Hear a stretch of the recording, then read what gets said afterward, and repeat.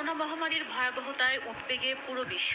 দীর্ঘ হচ্ছিল মৃত্যুর মিছিল, তখন আশার আলো নিয়ে আসে ফাইজার, মডার্না, জনসনের মতো ওষুধ কোম্পানিগুলো। টিকা তৈরি করে সবাইকে স্বস্তি দিয়েছিল তারা। তবে এই টিকা গ্রহণকারীদের এবার কিছুটা দুঃসংবাদ দিলেন গবেষকরা। গবেষণা অনুযায়ী হৃৎপিণ্ড, মস্তিষ্ক ও রক্তে নানা ধরনের জটিলতা বাড়ায় করোনার এই টিকাগুলো। এই টিকার পার্শ্ব প্রতিক্রিয়া হিসেবে এ পর্যন্ত 13 ধরনের শারীরিক জটিলতার রেকর্ড করেছেন গবেষকরা। ডব্লিউএইচওর গবেষণা অংশীদার নিউজিল্যান্ড ভিত্তিক সংস্থা জিভিডিভি জানিয়েছে এই তথ্য। গ্লোবাল ভ্যাকসিন ডেটা নেটওয়ার্কের একদল বিজ্ঞানী এ গবেষণা পরিচালনা করেছেন।